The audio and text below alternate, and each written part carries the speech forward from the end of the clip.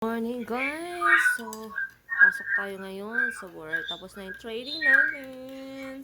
Thank you God kasi successful yung training. So, this is our breakfast today. Coffee, banana, and pandikoko. Diba? Isa naman doon. Tapos kumain, naguhugas. Then, ang pagkain natin ngayon is syempre rice. Then, pinainit ko na yung pakbet. Yan, ang ulam natin ngayon. Tapos nagbaon tayo syempre ng saging. So, kain tayo guys.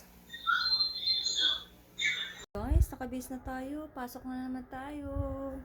So, sa podium naman tayo ngayon guys. So, nakaready na yung uniform ko ulit. Dadalhin ko kasi ginamit ko yan sa main branch kahapon sa training. Then, may baon na rin ako. So, let's go guys.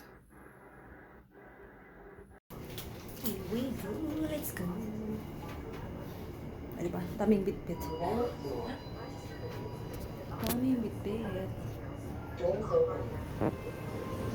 go guys. Pasok na tayo ulit. Christmas lights.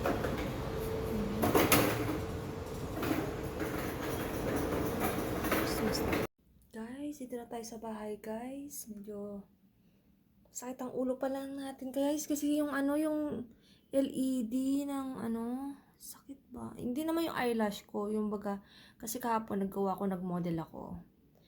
Nagmodel ako sa iba. So, habang naggagawa ako, sumakit hanggang ngayon, may sakit pa rin. Kaya hindi pwede yung wala tayong anti-rad sa eyeglass natin. Pero ang ganda ng lashes, diba?